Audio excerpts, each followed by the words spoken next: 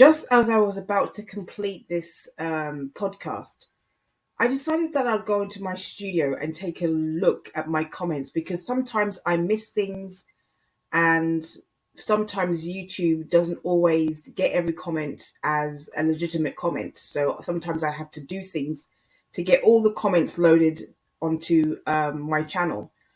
And just as I was looking, I got a comment from Martin Dehan. Listen to the end to see what I've got to say about that, because Martin Dehan paid me a visit and wrote a comment about CLA Morgan. And at the end of this video, I'll tell you what I think about that.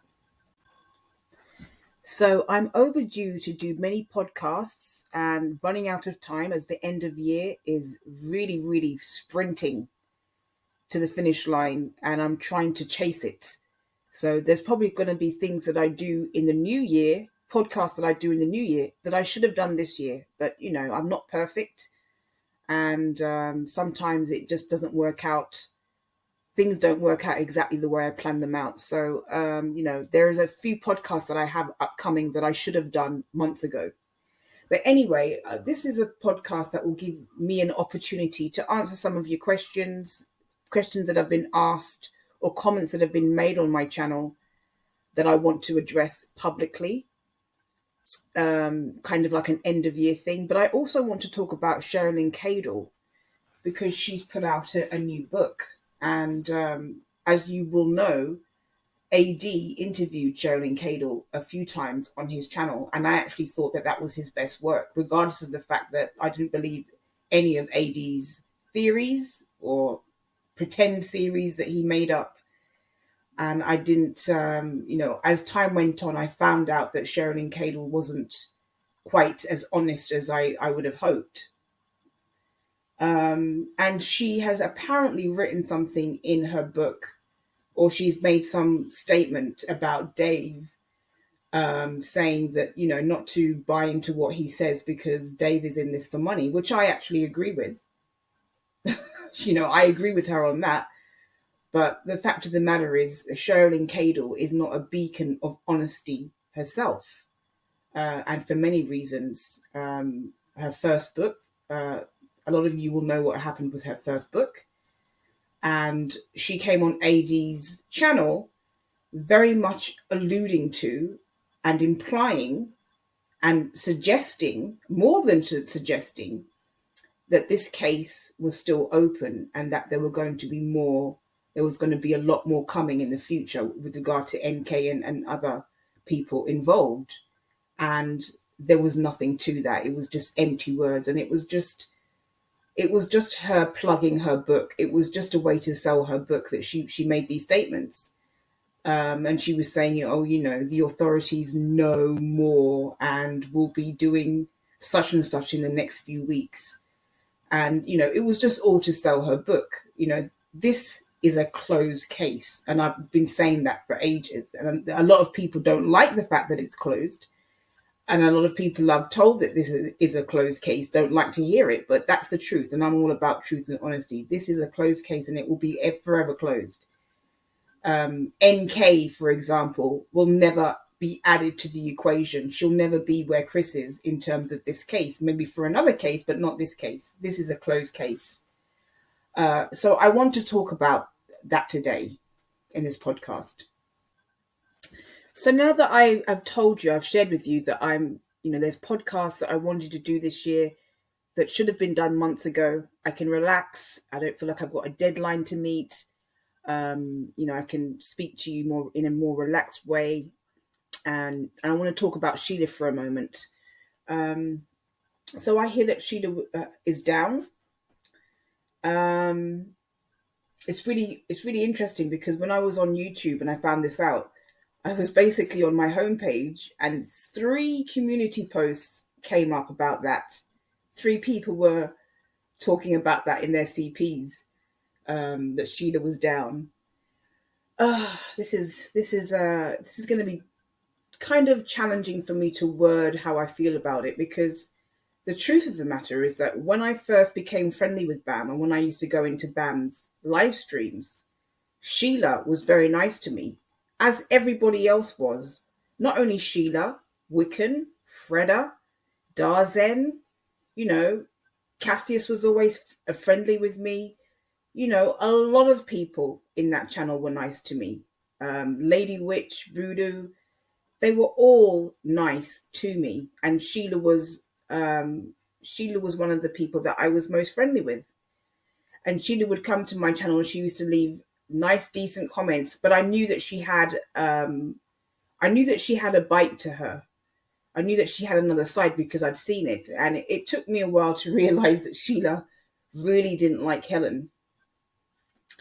And over time, it took me, well, not a very long time, but over time, gradually, I found out that Sheila was really one of Bam's, she's one of Bam's closest, how do I put it?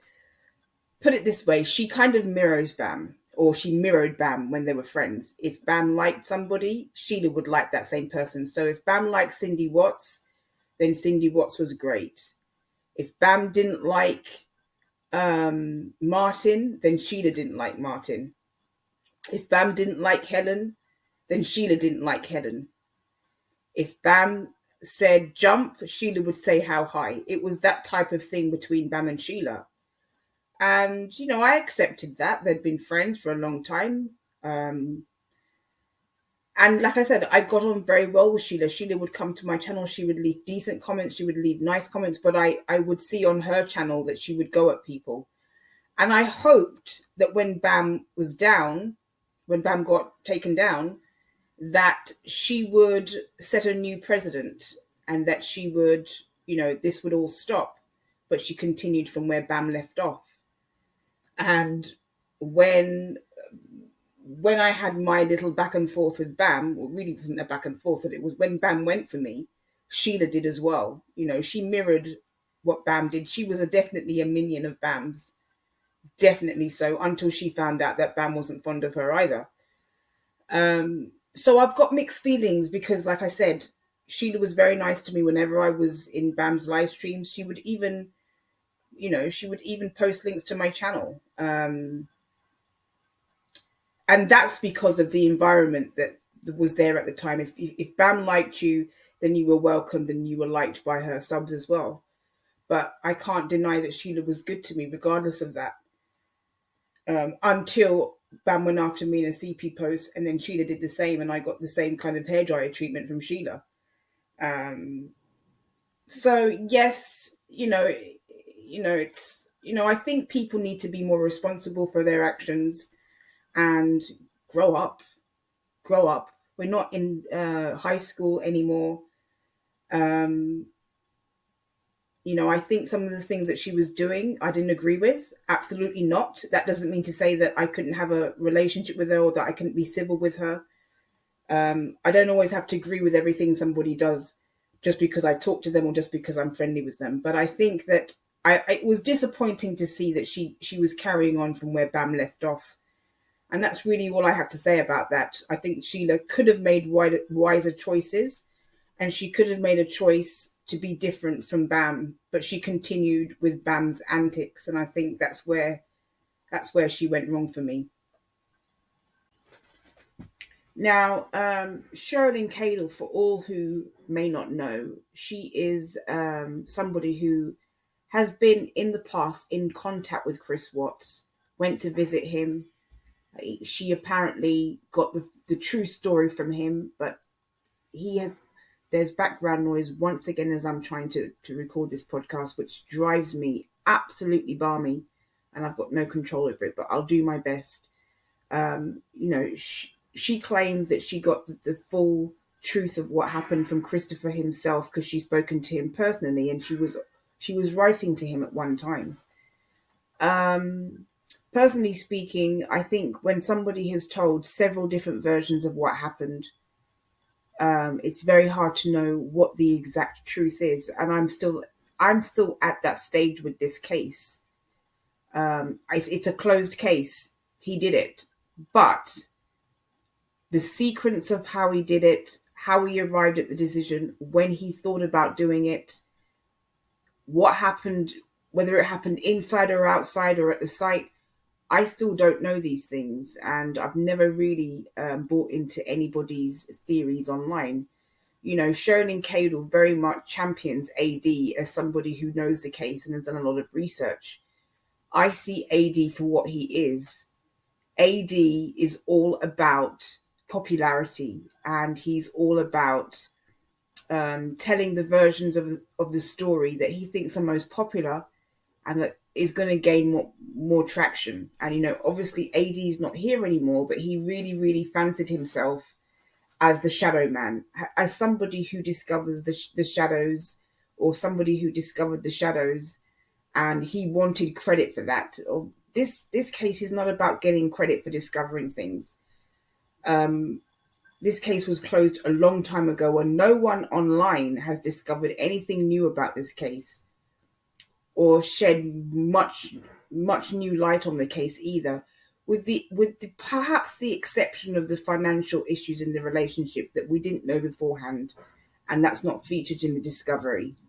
Sherilyn Cadle is not somebody that I would say is any kind of exceptional writer. She's not going to get any awards for her writing skills. She writes okay, but I wouldn't say that she's a great writer.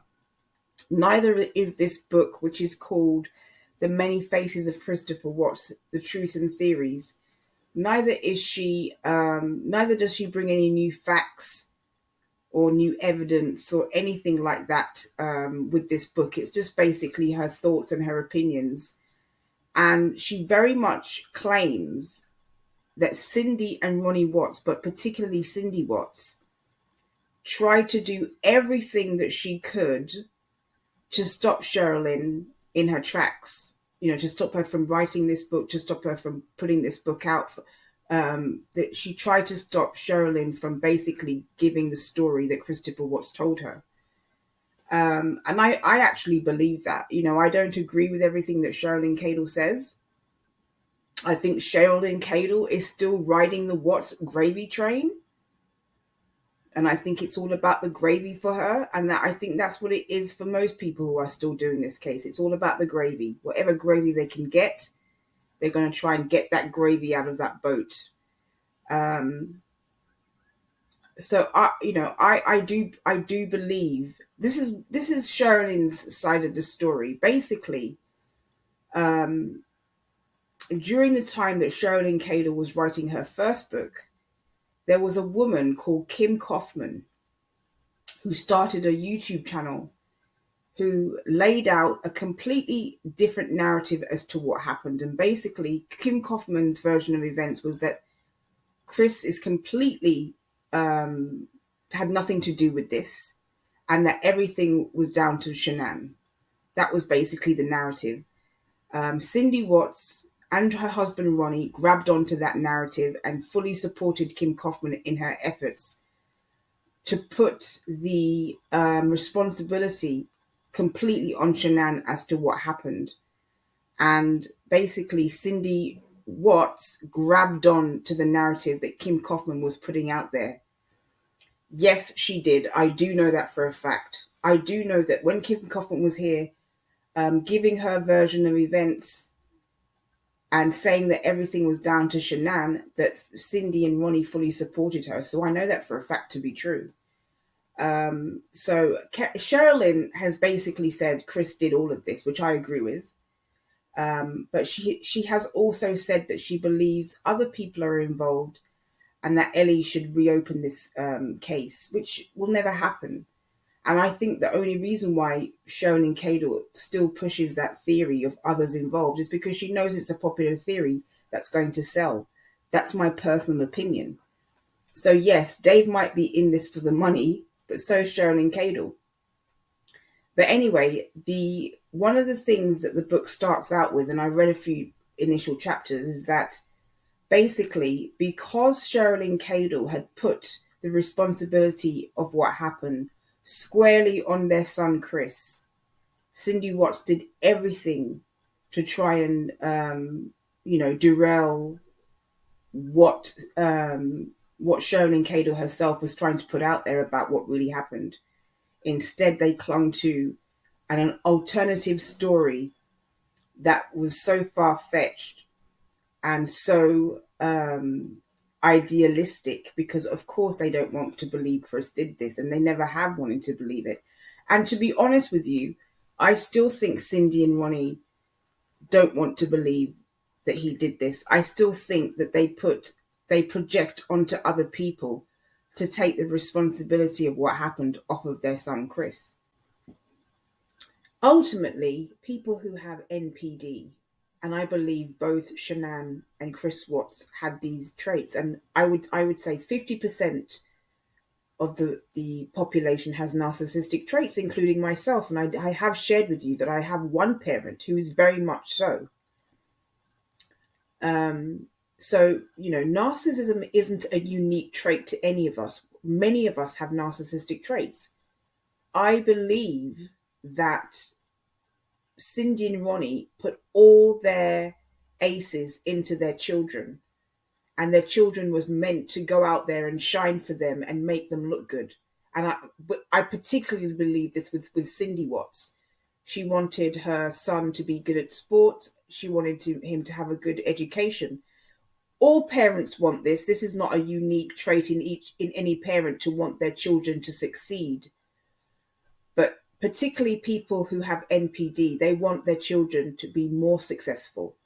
And I think Chris Watts didn't feel as if he had control in his marriage, and I don't think he felt as if he was a success in his marriage. He couldn't be a success because Shanann wanted a lot more than he was able to offer. I don't think his emotional needs were met within that marriage, and I don't think his emotional needs were met as he was growing up.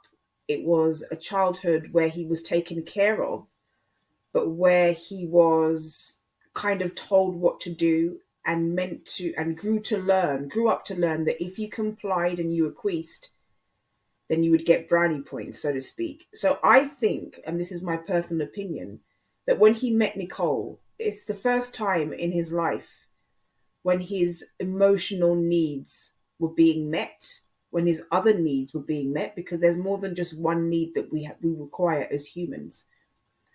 And I think he was getting the fuel and the supply that he needed from the relationship with Nicole. And there's two types of narcissists. Shanann was the overt personality and the grandiose personality. She wanted the big house. She wanted the nice car. She wanted things to look good on the surface. Chris, on the other hand, was opposite to Shanann. He was the covert. He was more vulnerable. And I think for the first time when he met Nicole Kessinger, his emotional needs were being met. His other physical needs were being met. And because he didn't have, at the end of the day, I'm just going to be honest about this. Chris is really a coward. That's what he is. He doesn't have the gumption. He doesn't have the confidence, the ability, the wherewithal to do things in a conventional way. So he figured getting rid of all of them was going to give him all the things that he wanted, all the things that he desired, and that he wouldn't have to take responsibility, because he's very also emotionally immature. His emotional development stopped probably in his teenage years, because his mum, the way she treated him was like he was still a teenager. Even when she talks about Chris, she talks about him like he's a teenager. She doesn't talk about him as a man who is able to make his own choices. She's very much like, my poor sweet little Chris. That's how she considers him, like her baby. So he doesn't have emotional maturity, and that's exactly what caused this to happen. You've got people who are completely the opposites living in that house, completely opposite personalities. They just didn't go together. Ultimately, they didn't go together. They couldn't make it work.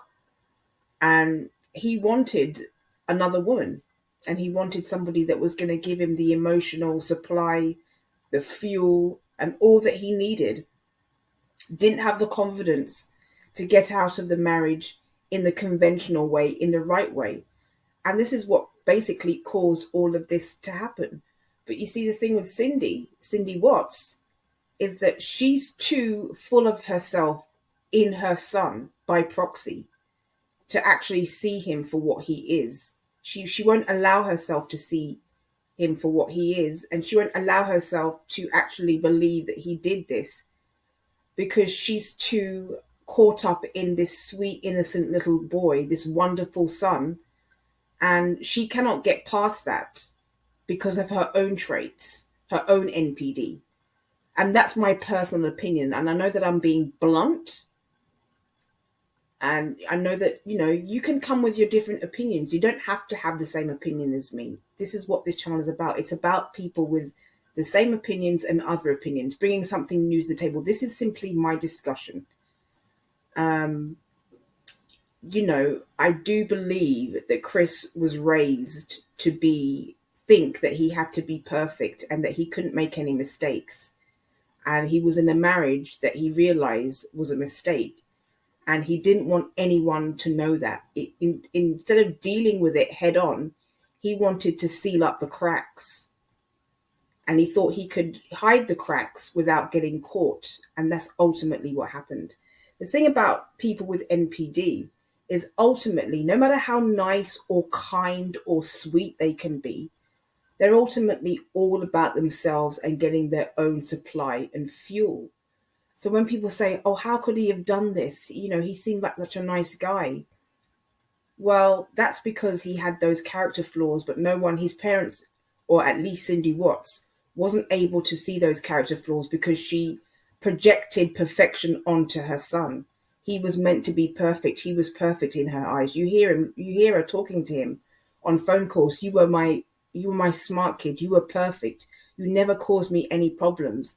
And that's the way he went through life, thinking that he had to be perfect, not wanting to deal with anything head on, sealing up the cracks rather than fixing the cracks. And that's ultimately what led to everything. The idea of failure to Chris Watts wasn't an option. And that's the thing about, like I said, I'm going to repeat it. People with NPD, the ultimate thing for them is getting their emotional needs met, getting their fuel, getting their supply. Ultimately, they will always come first in their lives. So Chris came first in his life. Ultimately, in the end, he was more important to himself than his family were. And I just want to make a comment about this as well. Bam, as I know, as she told me, and as other people have told me, she did things to help other people online. Whether it to be, monetarily or helping them with their animals. Yes, she did help people at times. But ultimately, she was all about herself. And ultimately, that's what it came down to. Her own needs being met, her own supply being met, the need that she had to gain fuel from others. And so, she could have been as nice as she could be. And people can always be nice, but ultimately the NPD person is always ultimately about themselves. Anyway, I just want to make comments about this comment that Martin Dehan left me, and he mentioned Claire Morgan. Regardless of what happened with Bam, with Sheila, or with anybody else, Claire Morgan was never a lawyer. That is a fact. And she never achieved ultimately what she set out to do. And that is the truth of the matter.